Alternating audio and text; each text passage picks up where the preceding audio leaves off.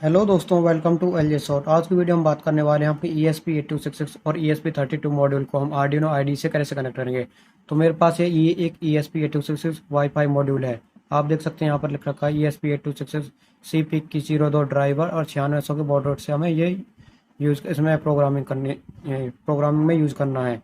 और ये हमारे पास है एक ESP32 वाईफाई मॉड्यूल जिसमें वाईफाई और ब्लूटूथ दोनों हैं। तो हम इन दोनों को आज अपने आर्डिनो आईडी जो सॉफ्टवेयर है उससे कनेक्ट करना देखेंगे कि हम कैसे इसे कनेक्ट करते हैं और उसमें प्रोग्रामिंग को अपलोड करना देखेंगे। तो सबसे पहले हम यहाँ पर एक आर्डिनो आईडी सॉफ्टवेयर को ओपन करेंगे। आर्डिनो आईडी सॉफ्टवेयर को जैसे ही आप ओपन करेंगे तो यहाँ पर ऐसा सेटअप खुलेगा, वॉइड सेटअप वॉइड लूप। यहाँ पर put your code here to run once, put your code main code to run repeatedly. यहाँ पर ऐसा इंटरफेस ओपन होगा। अब यहाँ पर जो नॉर्मल आर्डिनो आईडी होती है उसमें स्टार्टिंग में होता है हम आर्डिनो के ही बोर्ड को सिलेक्ट कर सकते हैं। अब जैसे यहाँ पर तो आ रहा है जेनरिक की ESP8266 और ESP32 दोनों का, क्योंकि मैंने यहाँ पर दोनों के बोर्ड को ऐड कर रखा है। यदि आपको भी बोर्ड ऐड करने हैं और आपको ESP8266 और ESP32 में प्रोग्राम अपलोड करना है आर्डिनो आईडी के थ्रू, तो आपको इसमें भी बोर्ड ऐड करना होगा। तो बोर्ड ऐड करने के लिए हम आएंगे फाइल प्रेफरेंसेस में। तो फाइल प्रेफरेंस के लिए कंट्रोल प्लस कॉमा को शॉर्टकट की है उसकी, या फिर आप यहाँ पर फाइल पर जाके उसके बाद प्रेफरेंसेस में जाएंगे। प्रेफरेंसेस में जाएंगे तो यहाँ पर आपको कुछ भी नहीं लिखा हुआ मिलेगा। तो यहाँ पर आपको दो लिंक पेस्ट करनी है। यदि आपको ESP8266 ऐड करनी है तो यहाँ पर हम ESP8266 का लिंक ऐड करेंगे। यदि ESP32 ऐड करनी है तो यहाँ पर ESP32 का ऐड करेंगे। तो उससे यह हमें लिंक कहाँ से मिलेगा, हम सर्च करेंगे नेट पर how to connect ESP8266 to Arduino ID. तो वहाँ पर जैसे ही सर्च करेंगे तो यहाँ पर प्रोसीजर आ जाएगा। प्रोसीजर में यहाँ पर एक आपको लिंक मिल जाएगा http:/arduino.esp8266.com ऐसे करके स्टेबल पैकेज करके एक लिंक मिलेगा। उसे आपको कॉपी कर लेना है। कॉपी करने के बाद आपको यहाँ पर पेस्ट कर देना है। पेस्ट कर देंगे। यदि आप ESP32 को भी इंस्टॉल करना चाहते हैं साथ के साथ में, तो कॉमा लगाएंगे और यहीं पर सेम सर्च करेंगे ESP32।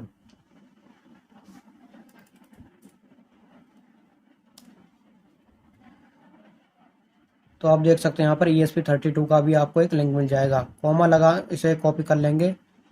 कॉपी करने के बाद यहाँ पर कॉमा लगाएंगे और कॉमा लगाने के बाद उस लिंक को भी पेस्ट कर देंगे और उसके बाद ओके कर देंगे।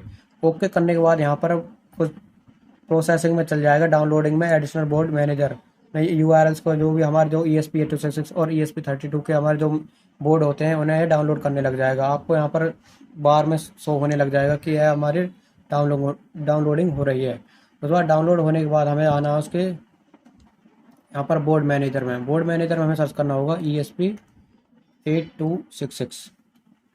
जैसे ही हम देख सकते हैं ये आ गया ESP8266। उसके बाद यहाँ पर अब यहाँ पर इंस्टॉल का ऑप्शन आ जाएगा। मैंने यहाँ पर ऑलरेडी इंस्टॉल कर रखा है तो यहाँ पर रिमूव का ऑप्शन आ रहा है। जब आप न्यू इसमें सर्च करेंगे तो यहाँ पर इंस्टॉल का ऑप्शन आ जाएगा, वहाँ से आप इसको इंस्टॉल कर लीजिए। ऐसे यहाँ पर आ जाएगा ESP32। ESP32 को यहाँ पर देखो, यहाँ पर आर्डिनो ESP32 मॉड्यूल और ESP32 बाई एस्प्रेसिव सिस्टम, क्योंकि आर्डिनो के खुद की ESP32 बोर्ड भी आ रहे हैं तो उसके लिए यहाँ पर दो ऑप्शन आ रखे हैं। आपको जो सा भी आपका ESP32 मॉड्यूल है उस वास्ते उसके हिसाब से यहाँ पर इंस्टॉल कर लेना है।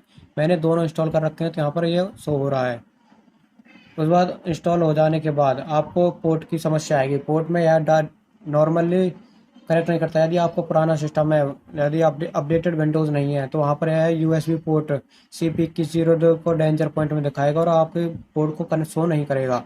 तो उसके लिए आपको CPIC की 02 ड्राइवर को इंस्टॉल करना होगा। उसके लिए हमें यहाँ पर सर्च करना होगा CPIC की 02 ड्राइवर, सिलिकॉन लैब का हम ड्राइवर सर्च करेंगे।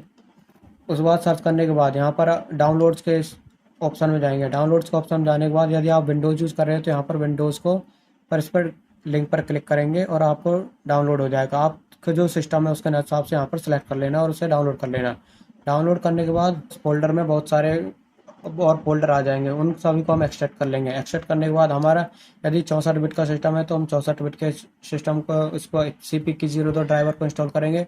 यदि हमारा 86 बिट का है तो हम 86 बिट के को इंस्टॉल करेंगे।